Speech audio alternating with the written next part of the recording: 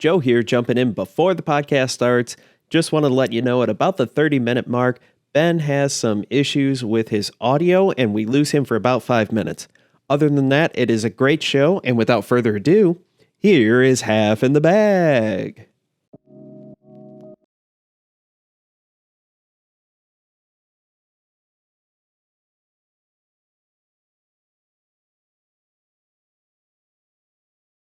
Welcome back, everyone, to Half in the Bag Disc Golf, a podcast where three of us friends get together, have a few drinks, and talk disc golf.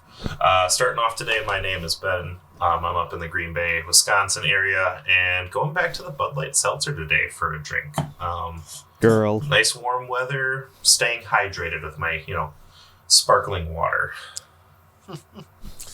Well, my name is RJ, and today I am also drinking a Bud Light. Just a Bud Light, though, not a seltzer. Mine has less flavor, more flavor. Let's not think too deeply into it, but I try not to. I'm in the Northeast Indiana area, and like I said, I'm drinking a Bud Light today. Yeah, and I'm Joe, coming from Fort Fun, Indiana, and I'm drinking another hot toddy. It was like 65 degrees here today. It was great. Yeah. It was so nice. I wish the tournament I played was today and not yesterday, when it was a high of 50 when we teed off at 10 o'clock, and the temperature dropped to 40, and it rained almost the whole time. It was so much fun. Yeah. I mean, I had a good time. Don't get me wrong, but we were all sitting there. Up here, so. We were all saying, we're like, so this whole week it's been 65 and sunny. Tomorrow, Sunday onwards, 65 and sunny. Today, when we're playing, 45 and rain. Sounds perfect. Right. Perfect. So. You can tell when the disc golf tournament is by when the weather takes a dump. Yep. Yep. Oh, man. But you know what's not a dump, Joe? What? Our transition work. Hey, how about that transition to our sponsor, Reaper Discs? I found the sticker. I found it. Ooh, I like that one. Disc forever, die whenever. I know it's kind of weird coming through. I swear it's not that actually rainbowy in here, but the way the studio lights are. Reaper Discs is absolutely fantastic. They have a ton of discs to choose from. Some sweet merchandise out there with their shirts. Obviously stickers. I got that with my order. I ordered the Alpha and a P2, and I don't like the P2. Has nothing to do with Reaper Discs. Has everything to do with that disc not having a bead. And anybody who likes a disc without a bead is just, Satan incarnate. But that's besides the point. Reaper Discs. Real quick disclaimer. Reaper Discs is absolutely fantastic. They've got tons and tons of different companies to choose from. Tour Series, regular discs. They've got Innova, Discmania, Discraft, Dynamic Discs. I can only remember the D's off the top of my head. Divergent discs, mint discs, because I got one of those. Yeah. And flat rate shipping in the U.S., $4.95. Fantastic stuff. Check them out at reaperdiscs.com and let them know Half in the Bag and Joe's Disc Golf sent you. Go check them out, seriously. They're actually good stuff. Yeah, they've got some awesome stuff. I should be getting a package with some apparel and some discs here in the not too distant future. I was with my discs yesterday, but through no fault of Reaper Discs, they got it out within 10 minutes of my order. It was the post office just didn't quite get it to me as quick as shocking. The government, man. Let's the man. Yeah, let's quickly move away from that. Yeah, no kidding. But no, I thoroughly vet any of the sponsors we have here, so I would not advertise for them if I didn't think they offered a good product or service. So just a heads up for any people thinking of doing any advertising with us. If you suck, you won't be on this show. But we suck and we're here, so hey. Reaper's got to be happy with us compared to last week's ad and this week's ad. Those are two totally different worlds right there. Hey, you guys, this is your second ad. For me, this is the fourth one I've done. So I'm getting there. That's why we let you talk. Just put RJ and I in charge, and God knows where things are going to go at that point. Do you know how many times I've done that log sponsorship? That fake log sponsorship? I've got that thing rattled off in my head. Huh? Said what rolls downstairs? Log. What rolls downstairs? A loner in stairs? A loner in pairs? Rolls over your neighbor's dog. What's great for a snack and it fits on your back? It's log, log, log. It's big, it's heavy, it's wood. It's log from Blammo. That was an old Ren and Stimpy. I was going to say, like, what is that from? But Ren and Stimpy. Okay. It started out as a joke when I used to do a video game, like, YouTube channel. And then it kind of just stuck, and I can't forget it. So... Anyway, back to disc golf. Yes, back to disc golf. Let's really poorly transition into what the show's actually about now. The Open in Belton. Yes. What wasn't a dump? The Open in Belton. Transition work. Yay. Let's talk about the Open at Belton. Obviously, a Silver Series stop. So not all of the big names there, although last year a majority of them though. Yeah, last year I think the stats said that the quality of the field outranked two of the Elite Series events. Yep. So it is certainly one of the highest profile Silver Series events. And that's pretty obvious when your top three on the men's side were Chris Dickerson, Paul McBeth, and Mr. Richard Wysocki. Yep. And then in fourth place you had Nico, you had Kyle Klein in fifth, Calvin Heimberg tied for sixth. Heimberg, Emerson Keith, and Chris Clemens tied for sixth. The Clemonade. Chandler Fry and Bradley Williams finished tied for 10th. Yep. Really for not being a tour stop, this is basically a tour stop. Obviously with it being a Silver Series, there wasn't as much coverage. I was able to watch some post-produced coverage.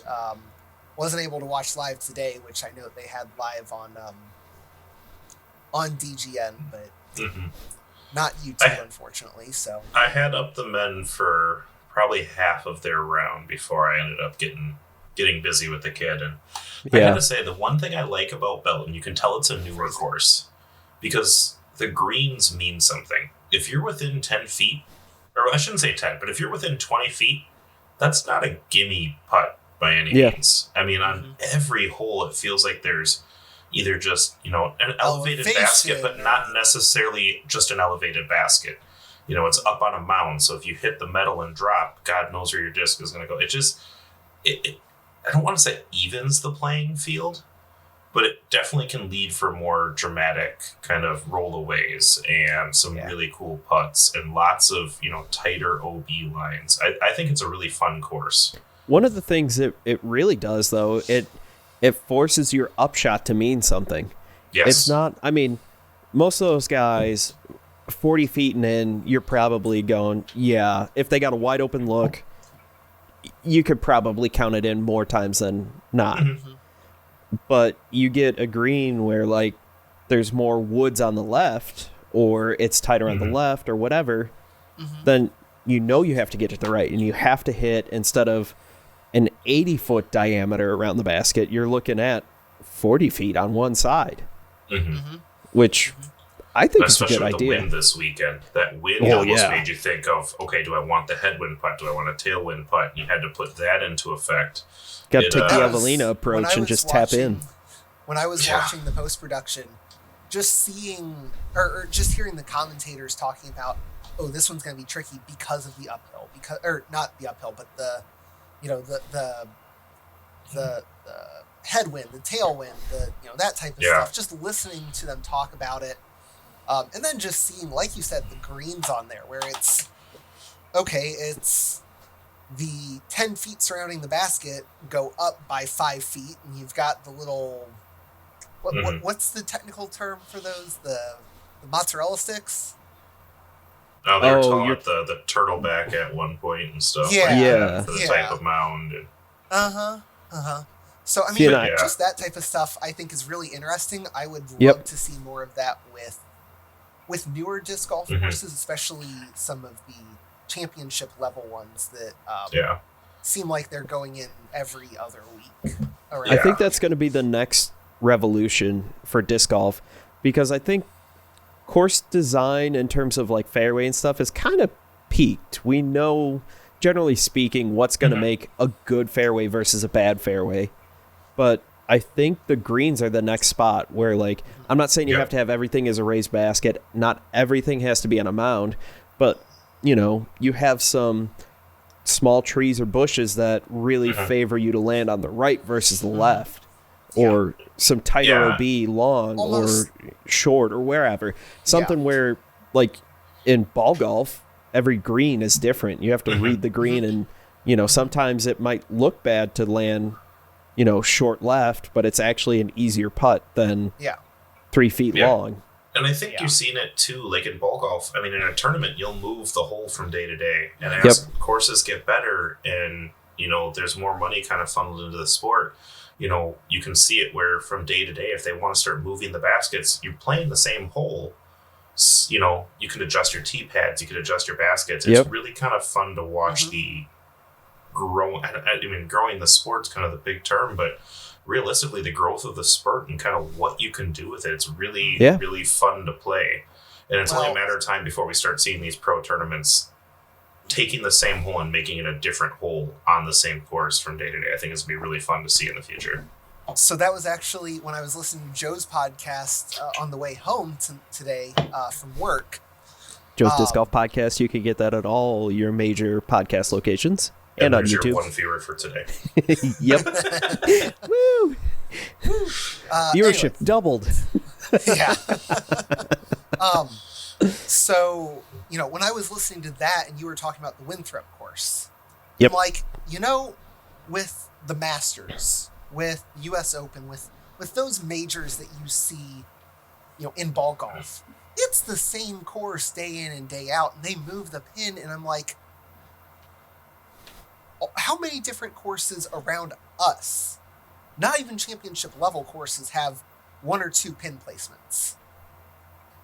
You're telling me that we can't get a disc golf course in the future that has 3 or 4 different layouts, and you can literally play the same course 3 or 4 different days and not play the same course at all? Like that. Like you said, Ben, I think that's got to be something that we start seeing in the next 5 to 10 years. Yeah. And I think it's going to make it fun, too, because it's not just going to be, you know, you shot a hot round. Okay, cool. You know, you're going to play the same course tomorrow, but your hot round is going to play very different.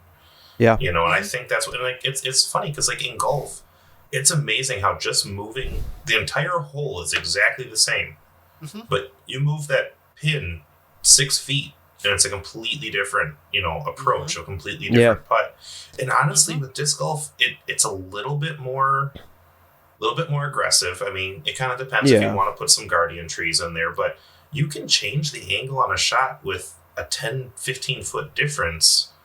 You know, on a couple holes, you can really change the angle on a couple things. Or tee-pad positions in years to come. Moving the tee-pads 10, 15 feet changes the angle and stuff like that, too. I mean, I think of hole number 5 at 5 or 6 at PFW, a hole or one near us.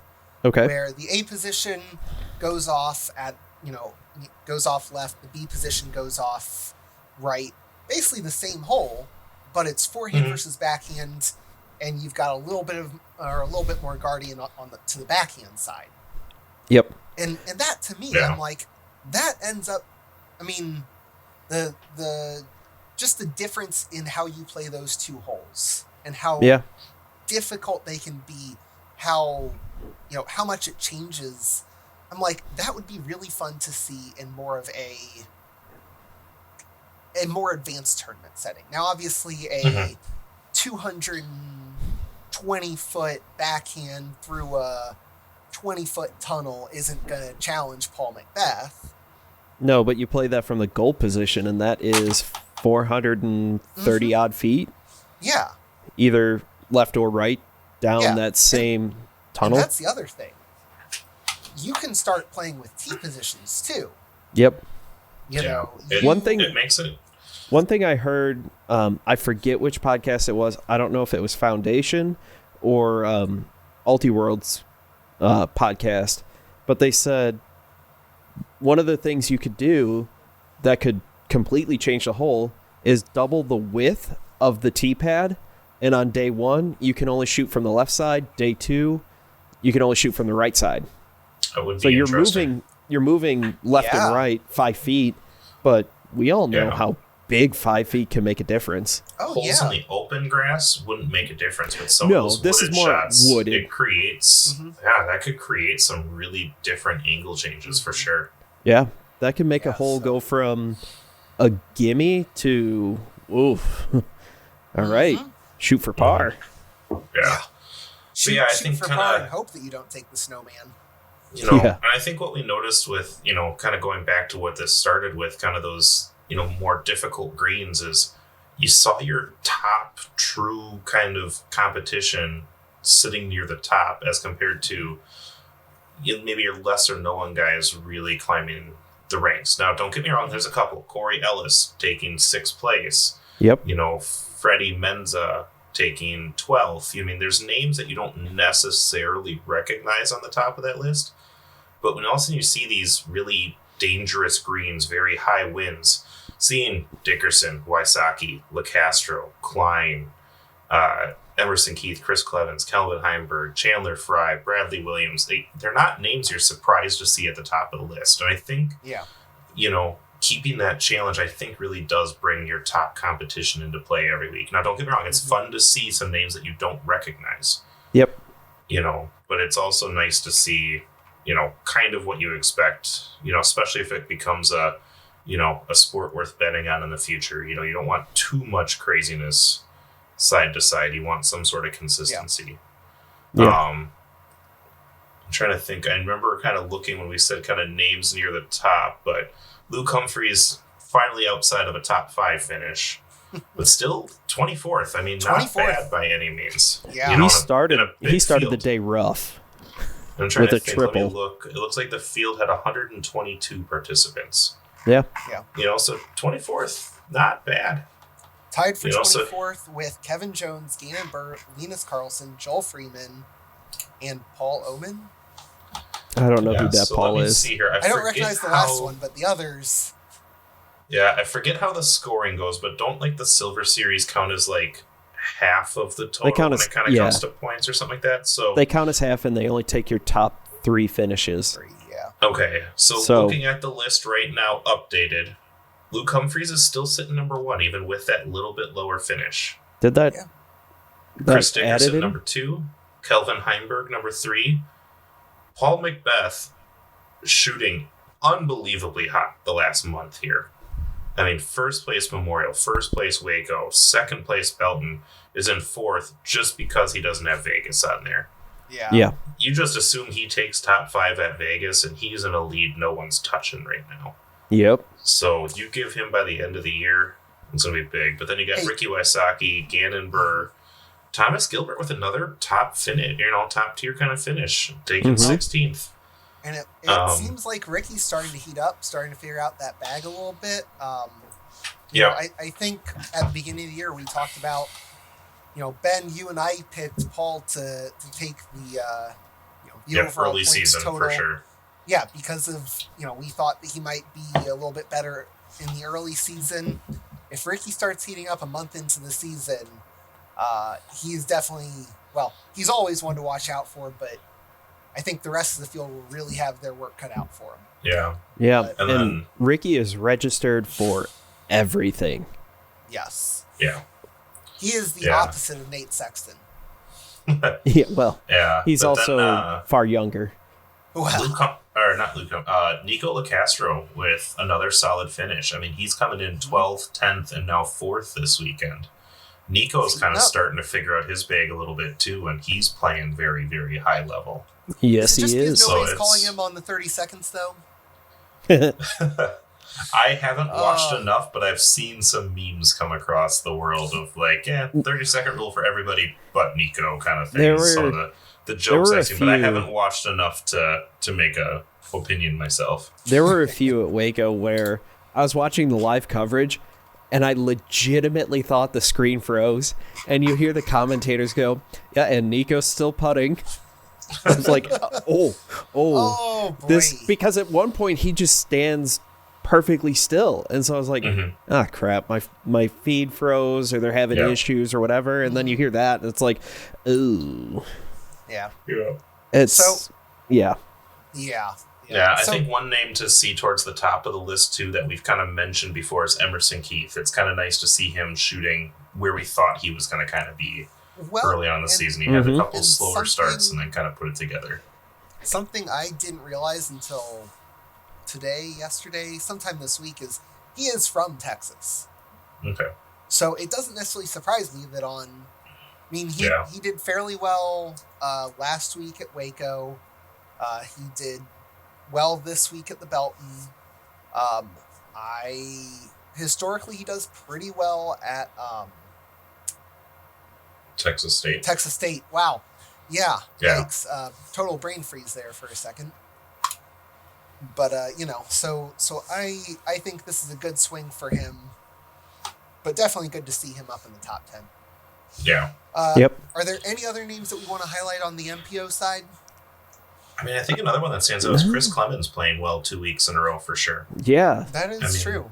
It's nice to see. And especially in that wind, it's nice to see that towards the top too, because, forehand to backhand, especially when you're cutting through the wind, on the same holes where he's being that lefty, it's that's nice tough to see that that's not creating a huge separation one way or the other. He's handling it well. Yeah, very much so. So, yeah, I think that's the main kind of ones that stood out for me on the men's side. Yeah. So let's talk about the women's side then. Unless Joe, did you have one last name? Okay. Nope. On the no surprise. Side, the women's side, the winner was Katrina Allen. Second was Valerie. Okay, how did we finally decide to pronounce the last name? Mandahano.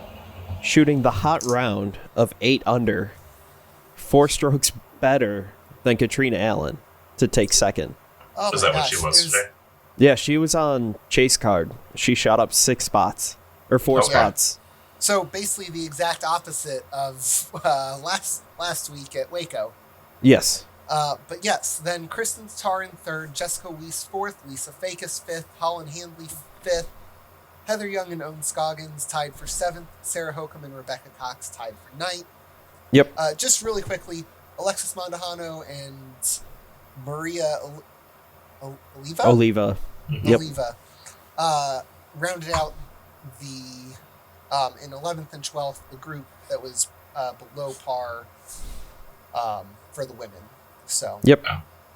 And let's see, 15 people finished at or below par this week. Which is in that wind. That's tough. Yeah. In that wind, definitely not an easy course by any means as far as, hitting your lines and everything. There were definitely some trees that could catch you. Yeah. Wow. I'm just looking at the spread of the scores. 38th place, finished plus 29. So, here's a Cat question. Minus 16. That's crazy. Yeah. Here's a fun question, though. After Natalie Ryan made that huge splash the first week, she's not done anything since she got hurt. Did she finish the round this week? Yeah. Today? Okay. Because she shot bad. Well, on PDGA, it still has her listed as. Did she DNF? 2:30 p.m. What? Oh, I don't. UDIS stats have something in for today. Yeah. Yeah. PDGA live scoring has that her tee time is at 2:30 p.m. She must have DNF'd on hole 13 because from hole 13 on she got par plus 4. Okay. Gotcha. Yeah, I Birdie, hope it's not that couple same injury birdies popping and- up, because that's going to be... I What mean, did we talked say? about it When early. it It's going to be a happens. season nagger if she doesn't let that thing heal up. Yep. Please enunciate, Ben. Yes. I don't need my channel. I was appropriate. You were. But But we're just saying you need to enunciate. yes. Yeah. Just like we always need to enunciate discs. Yes. That won't get me But- kicked off of YouTube. Not enunciating. Yeah. that. Anyway, Yeah, looks... She looks really good Yeah. this year. She looks really good. As does I Kat mean, Mersch. Yep. Yeah, she still had Just gonna another throw good that one out finish. there. Yeah, finished 16th. +1 on the tournament. Not a great round. Well, a good round 1. Round 2 and 3 were meh. Yeah. Yeah. DD's got to be. Well, Trilogy has to be feeling pretty happy right now. Yeah. Because They've had- you got Valerie, you got Kristen, you got Holland, and Rebecca Rebecca's Cox. been playing very well. Yep. Yeah. Yeah, it seems like the only thing that hasn't paid off for him is Kona, but she did better this week. I was saying, Yes. we were talking about that pre-stream. It's nice to see her climbing Yeah. the leaderboards. Yes. Yeah. It Something- seems like she's figuring things out a bit. That or shaking off the nerves, whatever it might have been. It'd be nice to kind of see her get in that top 10 and really be that, statement piece that we all were kind of expecting and hoping her Yep. to be. She is. Which- Her putting is getting better. It was. Let me pull it up for the whole tournament. But for round could 3, it it be was getting worse? 40%. For the tournament, it was 42%, Okay. which I think last year's stats. I don't know if I could pull that up. If you're putting 42% in that wind, what you used Yeah. to have a gimme With- at 20 is now more of a gimme at 10. Yeah. You Well, know, and for we some talked reason. about how difficult those greens were. Yeah. I mean, So- a lot of uphill or maybe very Yeah. heavy downhill, depending on your positioning. Death putts all day, it feels like. Yeah. So you very got to be much so. brave if you want to run those. Yeah. Just looking quickly through a handful of tournaments from last year that she played in, she looked like she was about a 50% C1X putter.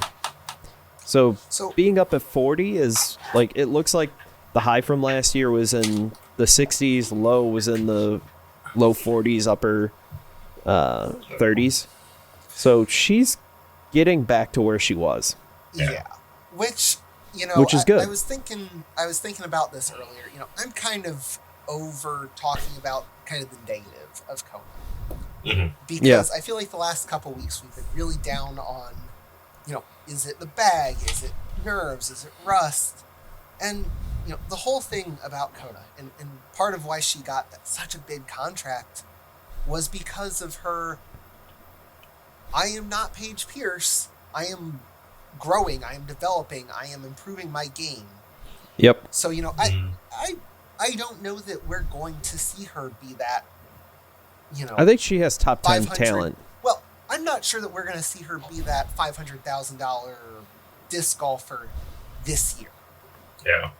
She's not going to be Kristen Tatar?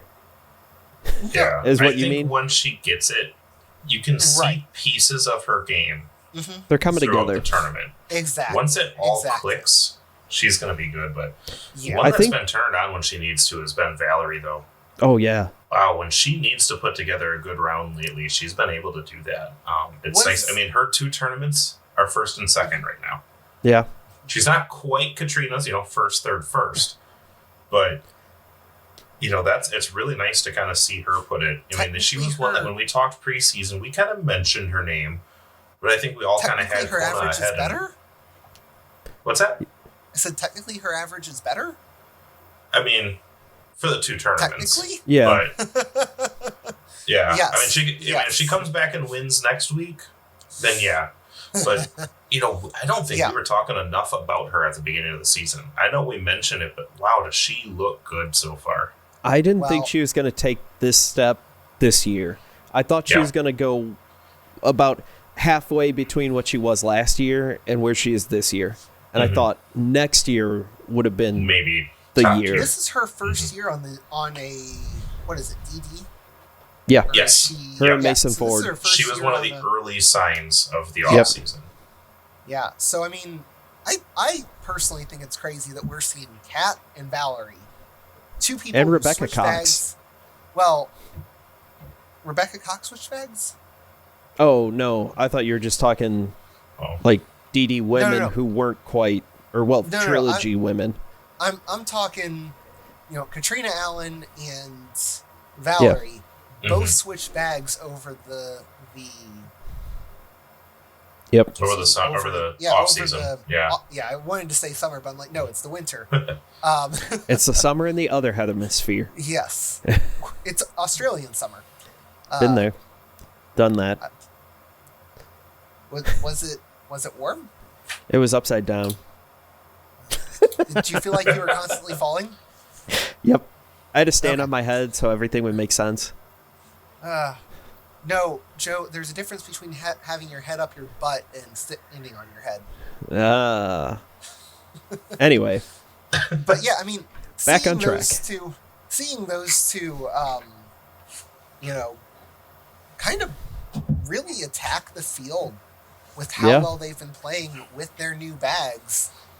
I mean, maybe at least I put too much stock into, they're going to take a little bit to get going because they have the new bag. They hit the ground running. I wonder how much of that's overrated. I wonder how much of that is based on the player. I think part of it depends on when they got signed. They were fairly early in the season. Like, I'm really shocked how Katrina Allen's doing, because she only had her discs for like a month and a half, something like that. But again, we've talked about Katrina. Seems like it was something that she had. She also started with DGA. Yeah. She started her career with them. Similar to Ricky, how he started with Trilogy and now he's back with them. Yep.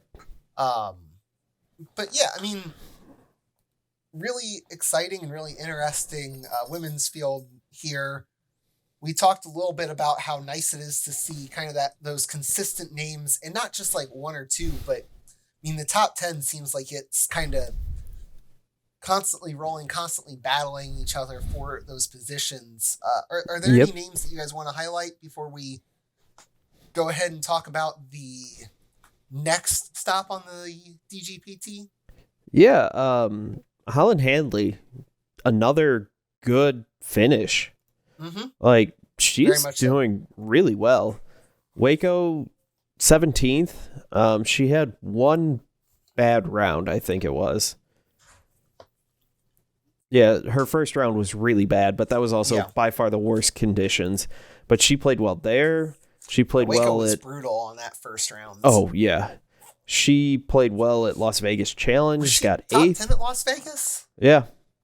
Okay. Waco 17th. She was 8th at Vegas, 17 at Waco, 5th at Belton. This is not a name I had ever heard of until LVC. And she's been hanging around and doing work. Like, it's really impressive. Yeah, definitely some names that are, definitely one to watch out for this year. Maybe if you're looking for some value in your SkipAce, maybe not a bad pick. Yeah. Not a bad pick at all. I don't know.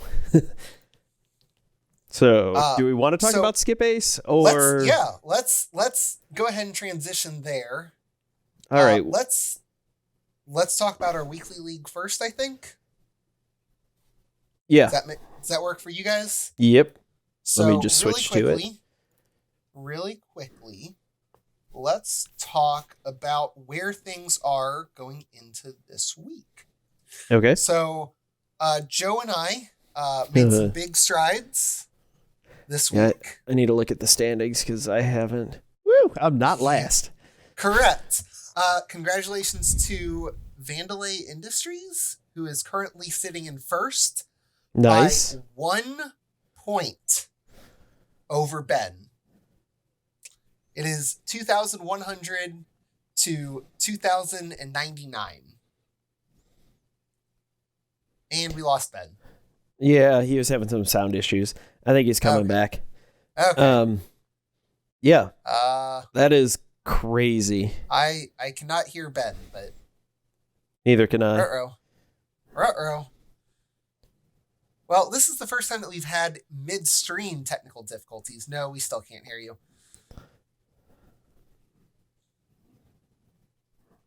But yeah, so Ben is sitting in second. I am sitting in fourth, and Joe is sitting in eighth. Yep, jumped up 7 spots, 5 spots. Yeah. Math is hard.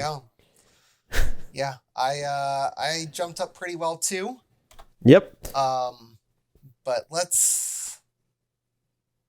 I think we're going to have to cut this one a little bit short. Just because we are having some technical difficulties, both with the computers and my daughter not wanting to sleep and my wife needing help, and I choose life. So So we'll really quickly talk about our Texas State. We could picks. Yeah, we could go over that real quick. While we're waiting for Ben to get back on. Yeah. Do you want to start yours? Yeah, I'll go ahead and start with mine. So I have 0 points left in my weekly. I'll go ahead and start with my MPO side. So I got Paul Macbeth. As we said, he's just shooting really, really hot. Any luck? Yes, we can hear you, Ben. Yeah, we can actually hear you. Can you hear us? I don't know what happened in there. Yes, I can. Okay, so we're going over our weekly SkipAce picks. And then we're gonna end up ending it. Yes. So really quickly, my MPO picks were Paul Macbeth. I'm riding the hot hand with Luke Humphreys. Then I've got James Conrad and Cale LaVisca. Nice. Conrad's a decent woods golfer. And then Cale is just a solid finisher. So yes, those are my MPO picks. Who do you guys have? Well, for mine, I've got no points left over. I have Chris Dickerson. I hear he's pretty decent in the woods. Bradley Williams, Mr. Texas. Thomas Gilbert, he's been shooting hot. And Chris Clemens generally does pretty well in the woods. Yeah. Yeah, I think those are all 3 really good, or all 4 really good picks. Yep. So, Ben, do you have any points left over? No. I maxed it out and made a last-minute adjustment here. Nice. I'm leading off Paul Macbeth. Until he proves that he's not going to finish top 2, I'm going to continue to pick him. Yep. Then I've got Adam Hams. It's, I'm hoping that one bad tournament was a fluke, and he's going to be sitting really well up there. Joel Freeman, followed by Thomas Gilbert. All right. Okay. So a little bit of crossover amongst the 3 of us. Yep. Let's talk FPO. You want to run it back, Ben?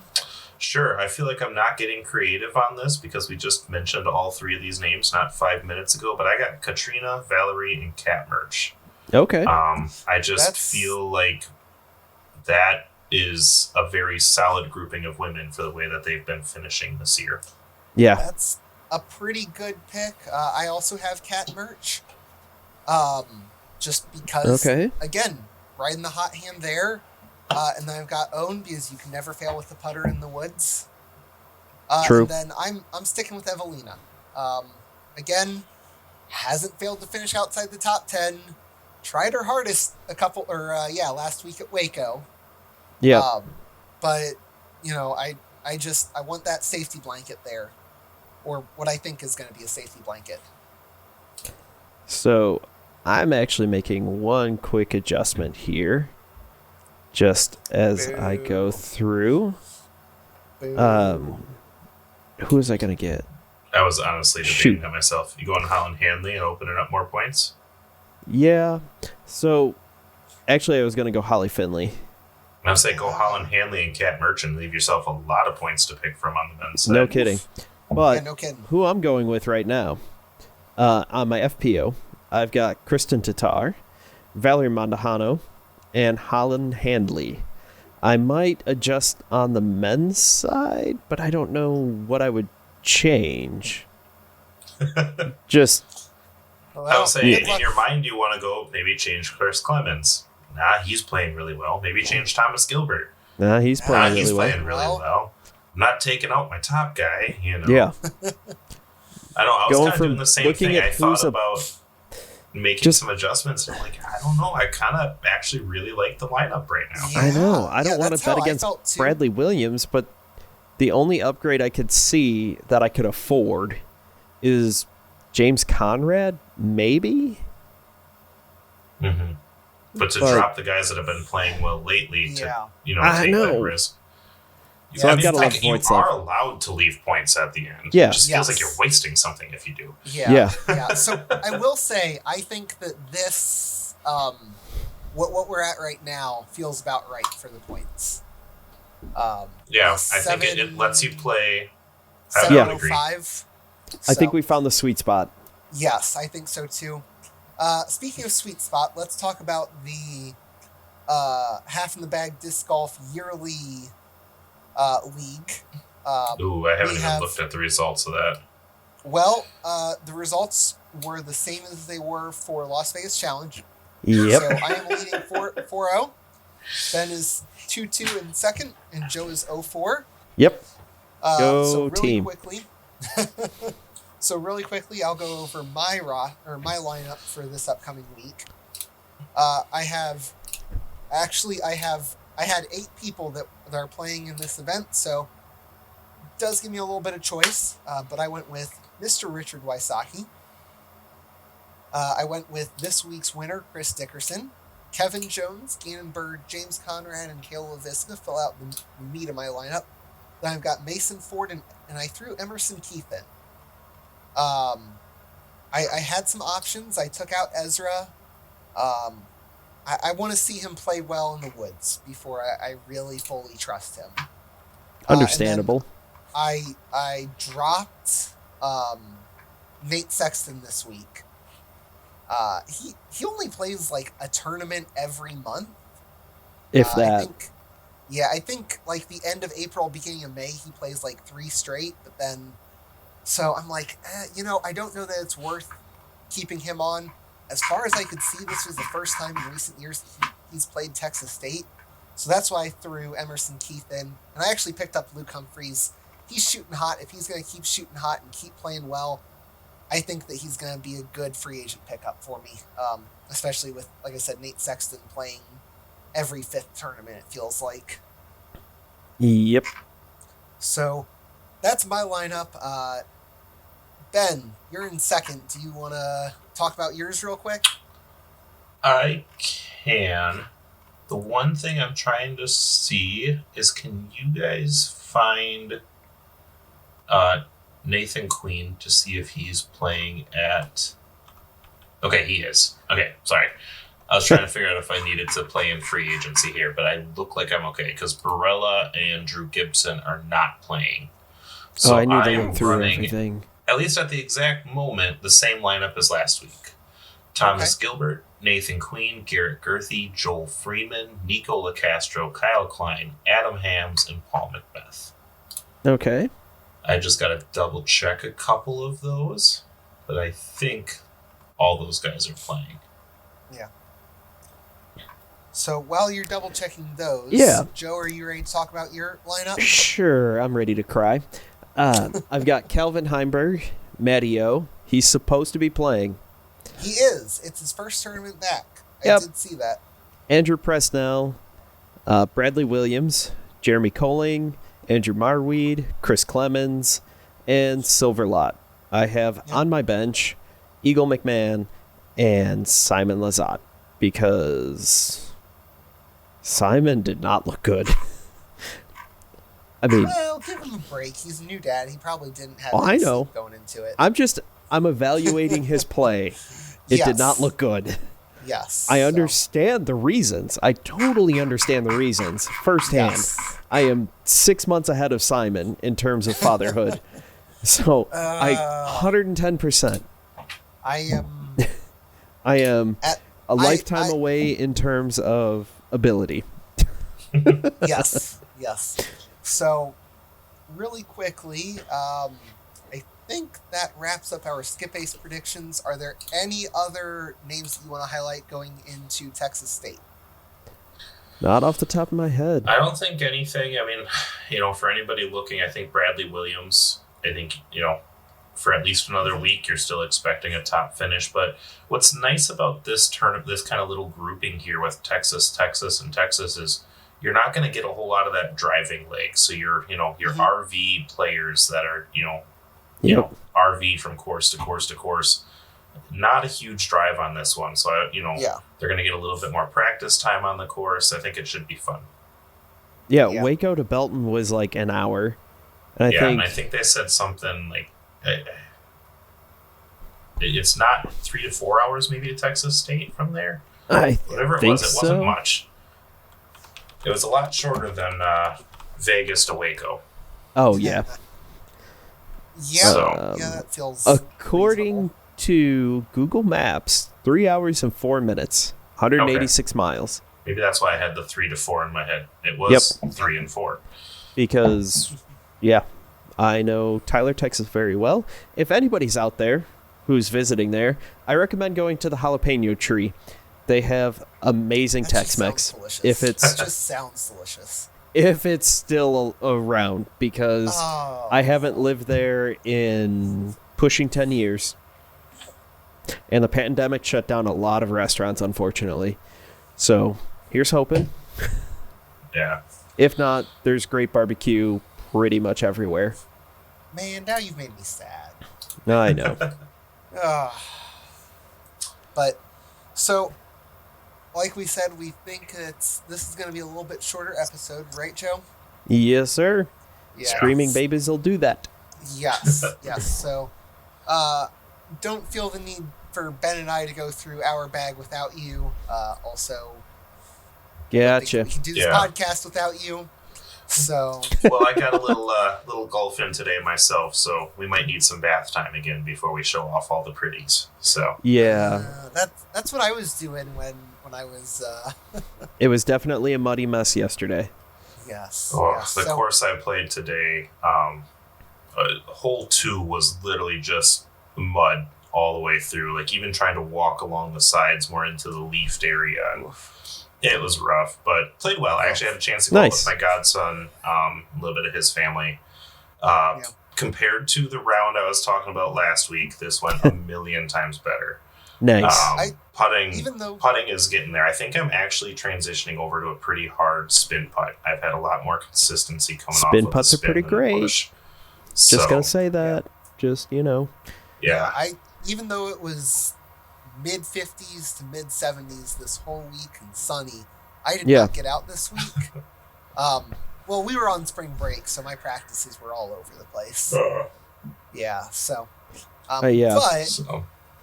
But tomorrow I think I'm going to go out in the morning and hopefully get around in. Tomorrow's supposed to be nice. Mm-hmm. So it's supposed to be rainy and awful the rest of the week. So I'm supposed to get my match play match in sometime this week, which will probably be next Saturday. I can definitely talk about that. Today. What? I'm surprised that you didn't try and get it in today. It was my sister-in-law's birthday. Yes. So, again, as I stated before, I choose life. Yeah, that's fair. So, Joe, if we want to hear more about your disc golf life, where can we do that?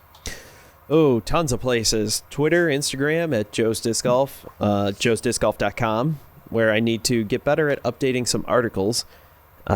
You can also find me on YouTube. One coming up here in the not too terribly distant future, maybe. I believe you are working on one. I am. I have it started, and I was going to work on it today, and then It was too nice out.